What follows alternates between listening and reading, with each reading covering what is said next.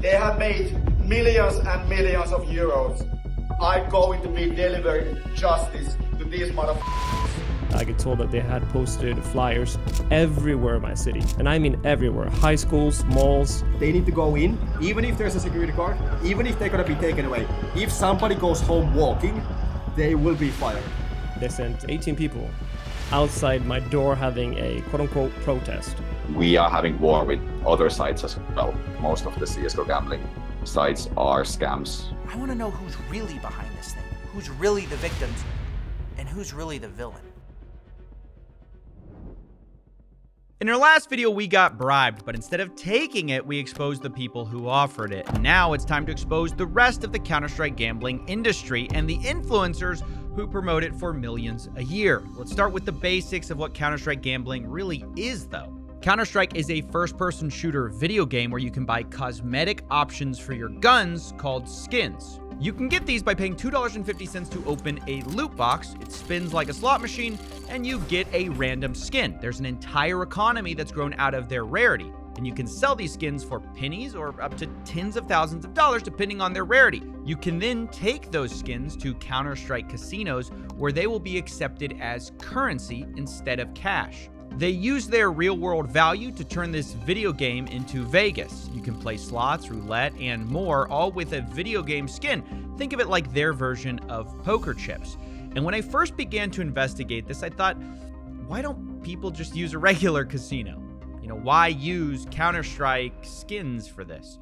Well, I decided to investigate by interviewing a bunch of people who do use Counter-Strike casinos, and I found a disturbing trend. I've been in the gambling community in Counter-Strike for about, I'd say since 12 years old. I started gambling on Counter-Strike when I was probably 13 years old. 13 years old. 14 years old. I think I was 14. Started gambling on CSGO at the age of 12 and 13, pretty much right around there, my 13th birthday. Yeah, most of the people I spoke to started gambling underage, and it was while they were playing the game. And this trend continues beyond the anecdotal. This YouTuber named Jeff surveyed over 9,000 players, and he found that around 70% of Counter-Strike gamblers start underage. Now, themed casinos have always had an audience, but with Counter-Strike, there is an underage gateway to all of this because all you need is $2.50 to get your first skin through Valve, and you don't even need to show ID, which is a huge part of this. Even worse, when you go from the game to the casinos, which are hosted on third-party websites, most don't ID the players either.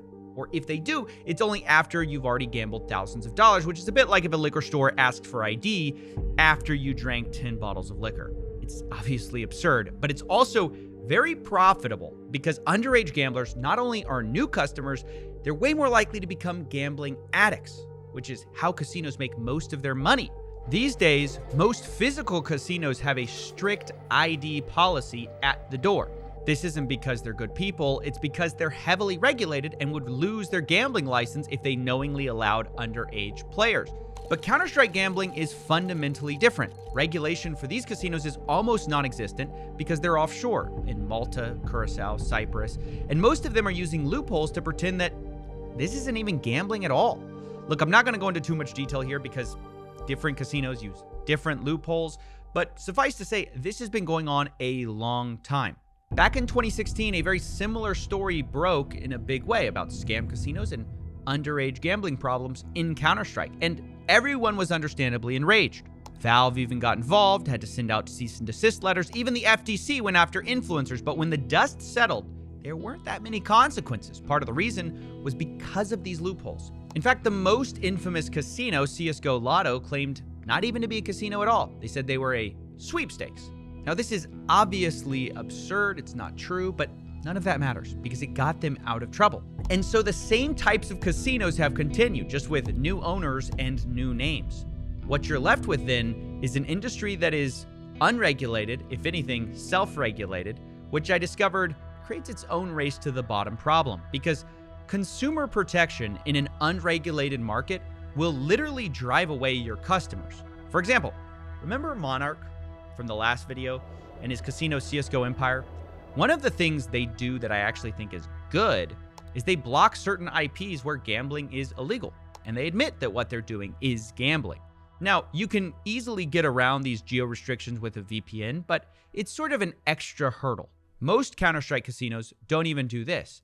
And listen to one gambler explain why this tiny decision to just geo-block one region, the US, affected who he chose to gamble with.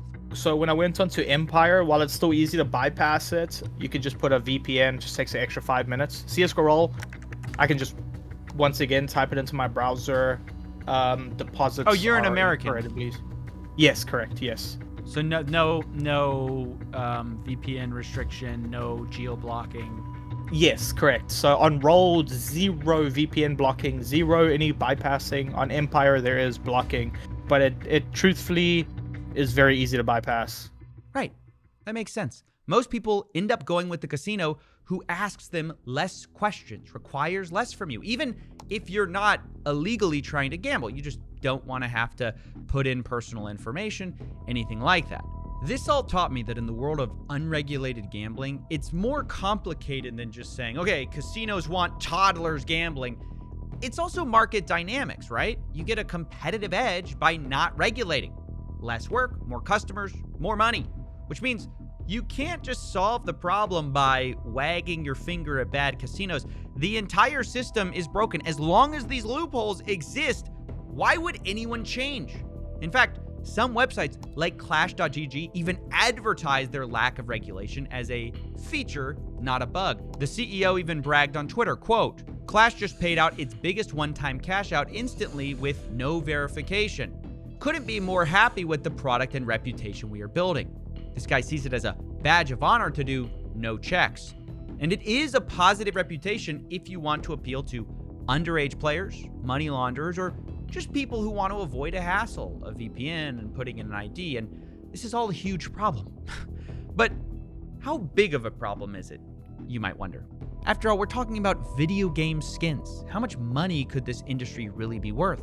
I wondered the same thing. So I asked around for how much these casinos are making and got several estimates. One owner claims he has an 8-figure business, and someone who worked for his partner claims that is true. How much does he make on Clash? His partner, Boris, right, also known as Dogs Playing Poker, Friendly Chemist, he told me directly that it was making about $50 million a month. That's a lot of money, and this roughly matches what the popular gambling Counter-Strike YouTuber told me as well, saying he'd estimate these sites are making tens of millions monthly.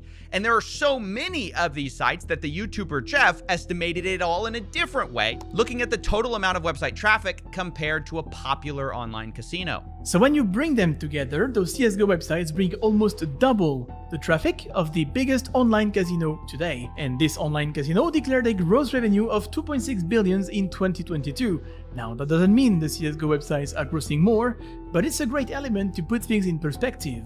So even though it's tough getting an exact number since these casinos might overestimate or underestimate for many reasons, either way, it's clear these businesses are making huge amounts of money. And there's many of these casinos. We've just focused on a few in our videos, but there's so many more of these websites, each potentially making millions a month. And no one's gonna change their behavior until they're incentivized to by regulation across the board. Until then, less regulation will always mean a wider customer base, even if some of those customers are underage. The irony here being, the biggest voice of change so far really has been Monarch. From the last video, you guys know I am no fan of this guy's methods, but I'll be honest, there's large parts of his public arguments that are hard to argue with.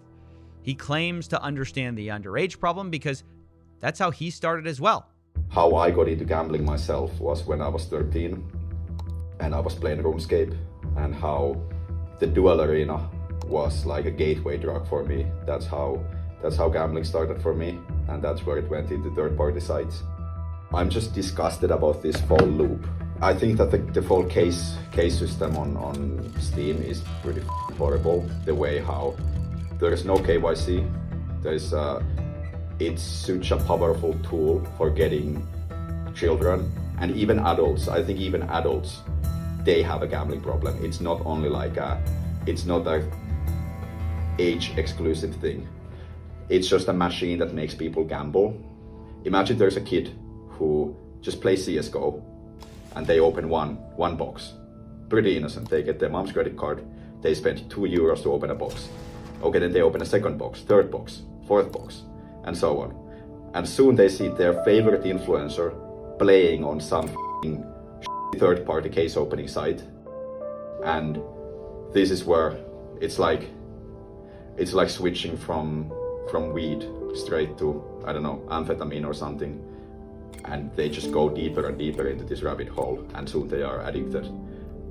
And the next thing you know, when they want to stop gambling, it's easy to just close these websites. But what happens when you go on social media?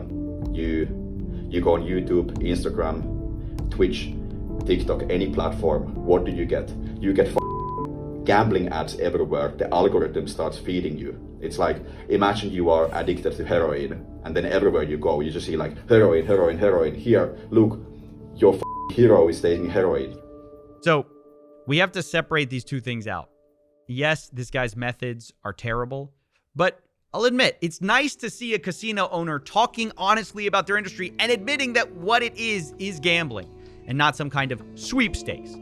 But even if Monarch says he wants to change, without the actual power of a regulator, he just ends up having to harass people, threaten people, which isn't going to get him anywhere. Not only that, he's no saint either. His own website doesn't ID people right away. According to CSGO's Empire's terms, they only require you to verify your age if you want to withdraw more than 2,000 coins in crypto or deposit substantial amounts of money. If you withdraw via skins, there is no limit. So even the guy who claims he started underage gambling, he understands the gateway drug that skin betting websites act as, even he refuses to fully ID customers because he knows he'd go out of business. I'm really committed to, I want to make it stricter and stricter. Like, you can't jump to the deep end just like immediately on one day. That would make us go out of business. But really my end goal is I want to do full-blown KYC before anybody deposits. I want to make it as clean as possible. This, more than anything, shows the limit to the let's self-regulate idea, right? Even the biggest critic of underage gambling can't bring himself to actually ID his customers up front because his competitors won't do it, and he says it would ruin his business. So maybe the solution isn't with the casinos at all. Maybe it's a good time to talk about the influencers who promote it instead. Because when I learned and asked about people who got into this type of gambling, I wondered, how did they get into it in the first place? Who did they hear about it from? And one thing kept popping up. One of the primary ways I actually learned was through YouTube. It popped up in my recommended page because I was a big fan of Counter-Strike. I'd play it, in my free time. Some gambling videos popped up and I thought, hey, Streamers kind of exposed me to that space first. I saw it online. I saw a bunch of these YouTubers playing it.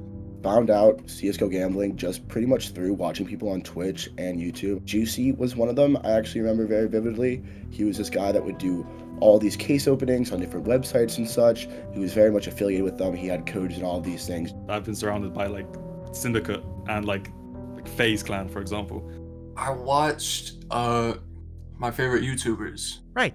YouTubers and streamers, of course, are going to be one of the main advertising vectors. It's been that way since 2016. Influencers are the main lifeblood of these casinos. Fast forward 8 years later, it's just different influencers, different casinos making the money than before. But unlike casinos who we know intuitively are blood-sucking leeches on society, influencers, by contrast, well, we expect more from them. We don't get it, but we expect more. So I wanted to confront 3 different influencers who do this gambling streaming stuff of different sizes and get their opinions on why they promote this stuff and how they can possibly justify it. I don't think people should gamble, honestly, on the sites. They shouldn't gamble at all. But I enjoy doing it, so it's what I do. If that makes any sense. I don't know. No. That part of it makes sense. That the part where you want to do it so you continue to do it, that makes sense. But let's say I'm like, I don't think smoking is good for you, but I like smoking. It makes sense that I would smoke.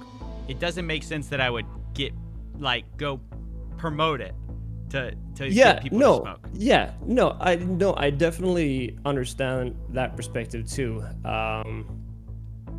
And It's a very good argument, and it's like you can't really argue against it, right? It's not a good thing, but it's something that I still enjoy doing, and so I'm going to continue to do it. Is it just too much money? That's an acceptable answer. It's just too much money Yeah. to turn down. I'd say in the beginning it probably was too much money. At this point, like it's not about the money for me. It's just I really enjoy doing it.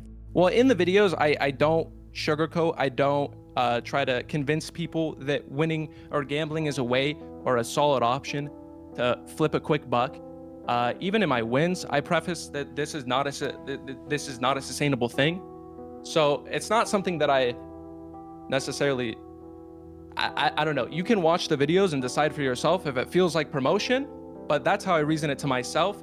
I don't even, use the rewards. I don't advertise it at all. So I don't, the rewards thing, it's more of like I said, I don't advertise it. So I don't feel guilt. But you do advertise. You get paid to advertise it, right? Not the reward system. No, I don't mention the rewards. No. I'm saying CSGOROLL. Yes. We're talking about the gambling side. Yes. We both know it's not going to be good for people.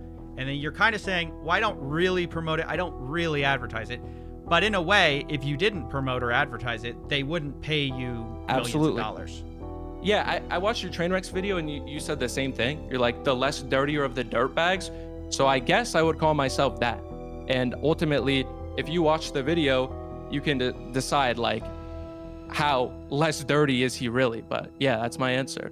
Most people are going to, unfortunately, gamble with or without certain streamers, right? Obviously, it's intended to be like a McDonald's ad. You see a McDonald's ad, you see a Big Mac, you're going to go, I'm craving a Big Mac. So it's the same concept. You're saying like, oh, I'm just like kind of promoting McDonald's, whatever. No, it's not. It's not like promoting McDonald's. Let's be honest. Gambling is a terrible addiction. My closest friend has a very, very bad gambling addiction. He'll get paid on, let's say, a Tuesday, and by Tuesday night or Wednesday morning, his whole paycheck is gone for 2 weeks, and then he has no money. And no matter what I do to intervene to help that individual try to hold his money, to help him sit there and self-exclude, he finds ways, because it's an addiction. It's just as bad as any other drug because of that dopamine rush. Yeah, the answers were part admissions, part rationalizations. They all knew gambling was bad, but they'd stopped short of actually doing something about it because they were making money from it, even when they knew people whose own lives were hurt by it. So if you know the harm firsthand, you've seen it in your own life, how do you justify peddling that drug, as you call it? It's going to happen, in my opinion, right? And like, there is no justification. Can I say like I'm a drug dealer? Sure, you could. You're going to label certain streamers are going to be labeled as a drug dealer, in essence, and that's okay, I guess, if people are going to view it that way. I mean, I want to know how you view it. How I feel, because you said it was kind of like a drug. So I want. It is a drug. I mean, it hits the dopamine levels. Hell, I get hit dopamine levels if I hit big. It's and then that becomes a YouTube trick. I feel bad. I do. Right? I hate to hear when people say I've lost money. I hate it, dude. I really, it crushes me because some people legit do it because they're bored and then they lose everything they have. And it is a terrible feeling to hear that, right? Not to question their sincerity, but I've heard all of them say that they hate when people get addicted. They don't want to see anyone hurt, but they refuse to stop even though they know casinos are run on addicts. Fun fact, Clash.gg, who earlier we had their CEO admitting he was proud of not IDing players, also admitted that the majority of their revenue comes from a tiny fraction of their most addicted players. Quote, less than 1% of Clash accounts make up 80% of our revenue. It's just an admission from their founder. It's an open secret. So these influencers can empathize about how horrible addiction is, but they know that's where their paycheck comes from. The CEO of Clash has a profile on Twitter that says, never gamble, the house always wins. But ironically, his house is probably from people gambling. The fact of the matter is that these people say with their mouth, I feel terrible, I feel bad. But when it comes to actually changing, they never do. Even when they directly scam people, they will still find a way to rationalize it. And this next part is pretty dark. But for a moment, we're going to have to go back for a second to the PGL major tournament and talk about the thing I was originally offered a bounty to investigate. A specific casino that is owned by the same group as CSGOROLL, but this one is called HypeDrop. It's owned by Monarch's arch nemesis. HypeDrop was a casino where instead of gambling Counter-Strike skins, you could gamble real-world items, like real-world loot boxes. For example, you could pay for a real loot box that would get you anything from like a $10 gift card to a Lamborghini, for example. It's just gambling with physical items. But the real secret sauce of this website was a loyalty program called the daily cases, where the more you spent, the higher level you got, the more you'd get these daily cases, which essentially were free money. Every single day, you could go on their website and open these daily cases, and theoretically, you'd get free stuff, free money, which, if that sounds unsustainable, it is. It was all part of a scheme, it turns out, to make the Danish government believe that HypeDrop was not actually gambling. I received a letter HypeDrop gave to the Danish regulator arguing players could not lose money on their site because over time, the daily cases paid back all the losses over roughly 3 years. This is one of those loopholes we talked about where they're going to argue they're not actually gambling because you can't lose. Now, of course, I asked HypeDrop about this, and initially they denied ever sending this letter. Eventually, I showed them that I had their document, and they finally confessed, saying they did do it on one occasion, but denied trying to pass it off as an investment. They then quickly scurry away saying, "This is our last comment."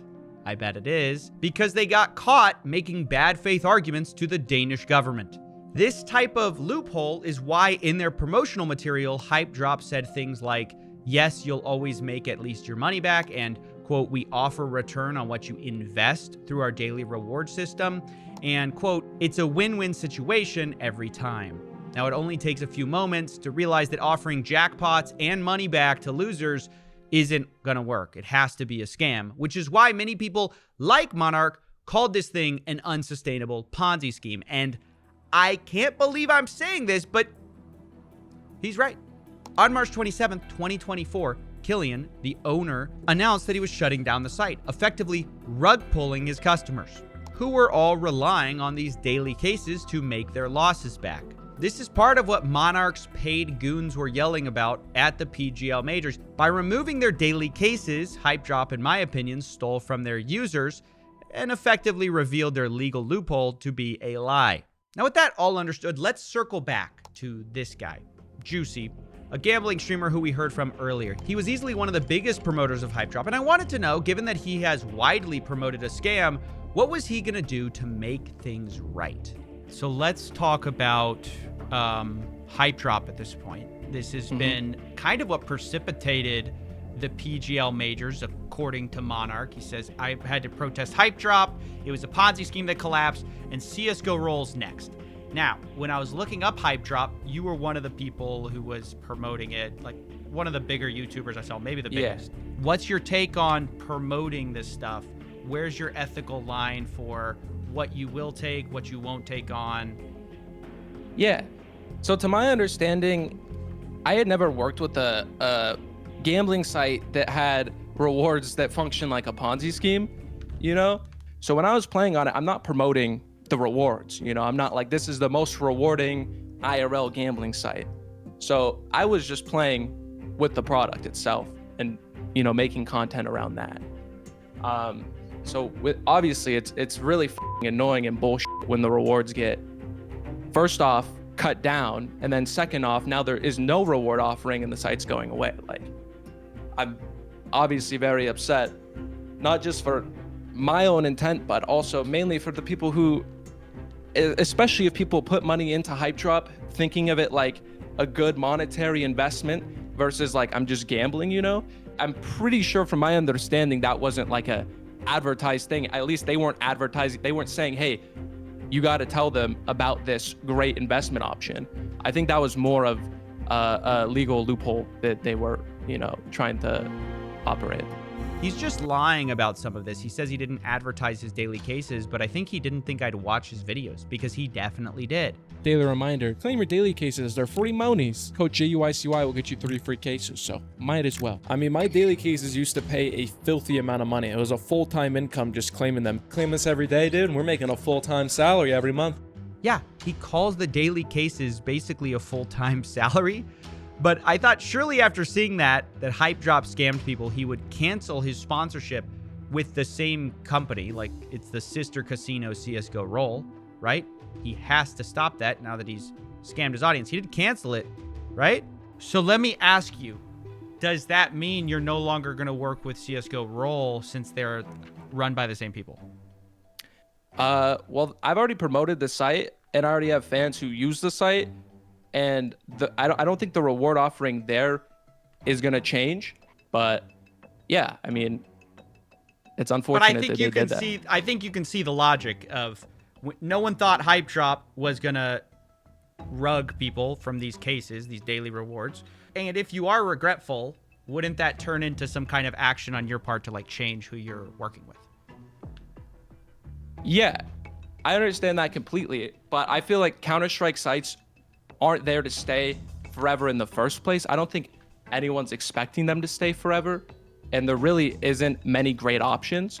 So yeah, maybe it's fucked up of me that I continue to do so, absolutely, but it really is one of the better options on the market right now, and there's a ton of dog shit on the market, so yeah. And there it is. Absolutely, he doesn't want to change. Absolutely, he's not going to stop what he's doing. At the end of the day, past all the rationalizations, that's what it comes down to. It doesn't matter what you show them, what you prove to them. They're making too much money. And that is the part that I was struggling to like really get from these people, is they would always say like, I do it for the love of gambling, man. I would do it if nobody paid me. Of course, they always do it getting paid. But this is the single biggest cope of gambling streamers. In fact, even Grim told me this, who we spoke to earlier about getting harassed. Luckily for me, though, his tax records are public, so I knew that he was actually making a few $1 million a year and had a few million reasons to lie about why he was doing what he did. So I decided to ask him if maybe the money did play a role. Somebody reached out to me. They said, hey, I found Grim's business. He made $5 million last year. Is that true? And does that undermine what you said about it's not about the money? Yeah, no, that is true. Like, what's one of the, I guess, the downsides with Norway is everything's public. If they know my company name, even just my name, they Google around, they find it. So like everything that I make is public. And yeah, you could say that the argument is obviously hypocritical because like I made a lot of money, but like I don't do it because I make a lot of money. I'd still do it if I didn't make a lot of money. And like, even if I wasn't paid, I would still do it when I had excess money to do it because I like doing it. And it might like sound like a lie, but that's how I started it. And that's how I always wanted to continue. It sounds like the $5 million might have something to do with it. It just, but that's fine. I mean, yeah, no, I mean, like I said, I 100% understand what people would think like, oh, no, it's only because of the money. But like, I know myself that it isn't only because of the money, but it's obviously great. Don't get me wrong. How much did you make this year? I'd rather not say, but I could say it's a lot. Come on, Juicy, tell us. Tell us. Look, so I actually don't know the exact answer myself, but I can tell you it's going to be right around Grim's number, which I know he told you already. Grim's 5 million. Yeah, and then I got to pay a stupid tax rate on that, but it's probably around there. Both made about $5 million last year. So it's kind of obvious why they're not going to stop based on just a moral argument. And I began to wonder, like, how many of these influencers take these deals because they are so profitable? Well, luckily, thanks to the hard work of Jeff, who we mentioned earlier, whose documentary you should definitely go watch, I found out it's almost everyone. This is the top 300 CSGO streamers since the beginning of this year, ranked by watch time. Of 300, 226 are currently sponsored by at least one of them. Some have up to 5. We are looking at 75%. 75%. It's insane. Counter-Strike Gambling is basically funding over half of the scene with these ridiculous paychecks. And I began to wonder, not about the people who said yes, but the people who said no. They're the minority. I wanted to know, for the people who said no, how much were they offered and why didn't they take it? This is something I think about a lot, because there have even been moments in time where I've been offered $300,000 for a month of gambling, $5,000 an hour. That could change my life. That could retire my mom. That could alter my family's lineage. But I keep turning it down. That was when I was an even smaller streamer than now. That's crazy. Yeah.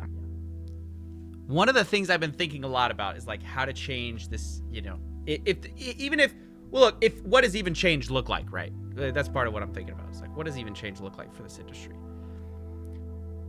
And one thing that I came to is like, the incentives have to change because they're so out of whack. The second you allow gambling sponsorships and streamers to like get sponsorship deals, how are you going to stop someone from taking that amount of money?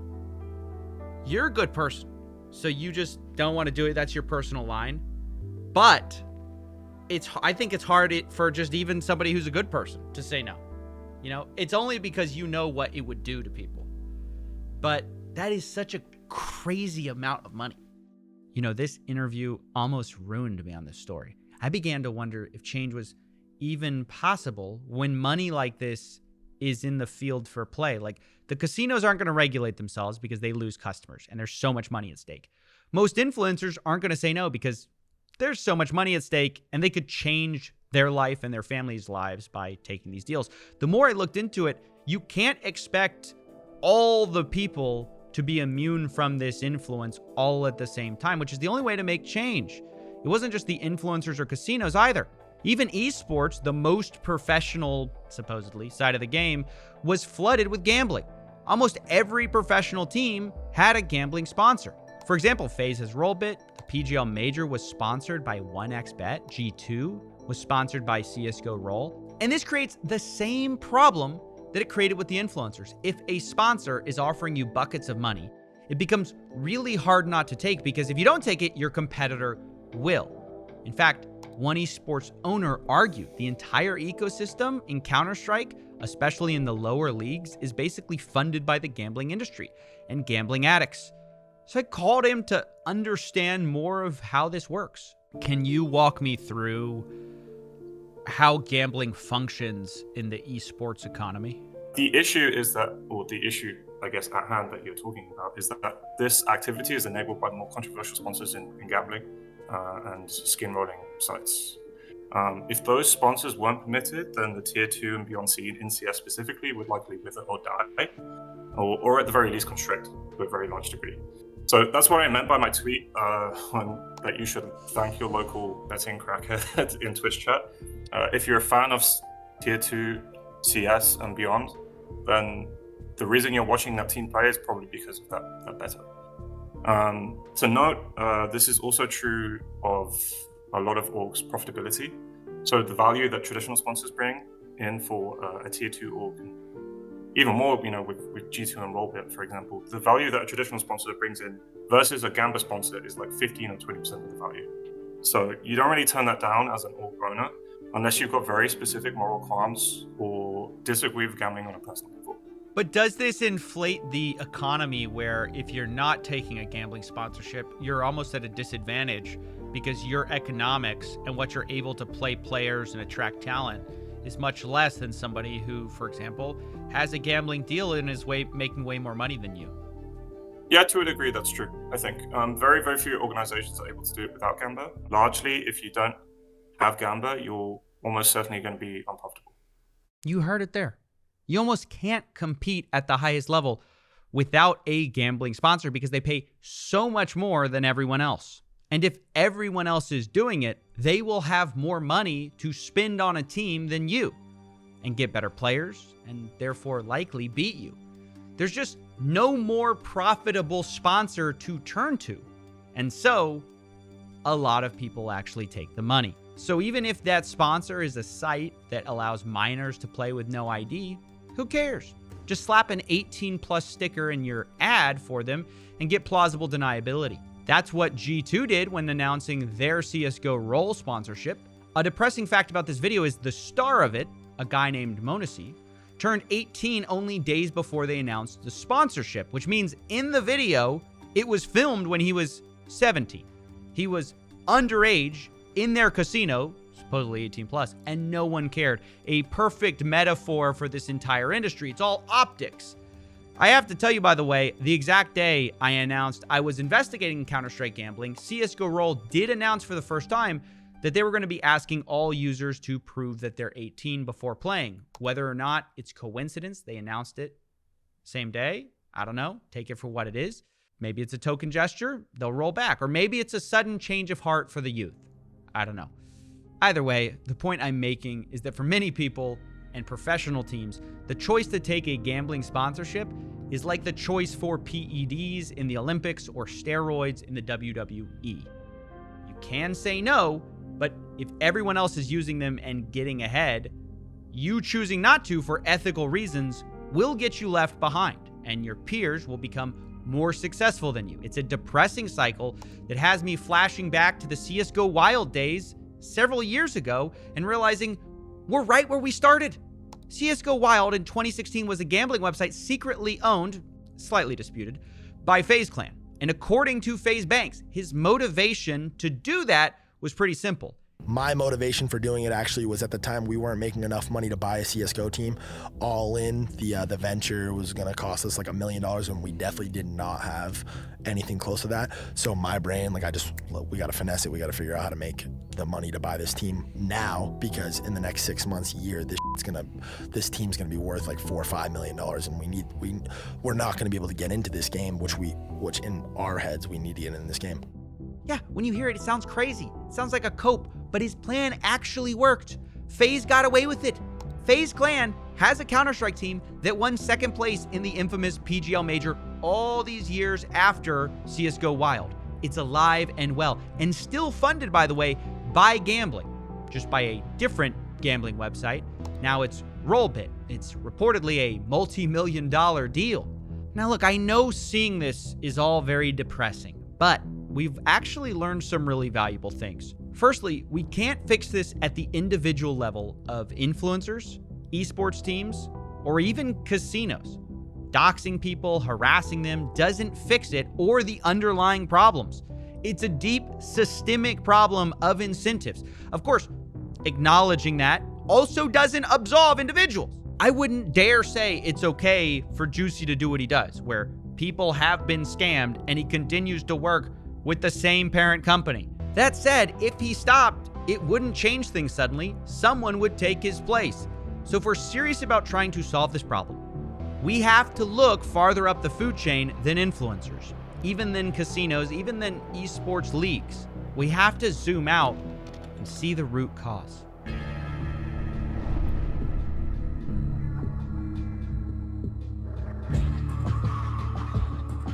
Valve definitely does have an underage gambling problem. They really don't have an incentive to stop it. Underage, middle age, overage, however you want to slice it. I think they have all the responsibility. I mean, you could pass me some of that if you want, but ultimately they're the kingpin, reaping in all of the money, or majority of the money, and there's a reason why they haven't killed it yet. They've possessed the power for all these years, but they allow it to go, and I feel like they do the bare minimum crackdown to allow it to keep operating.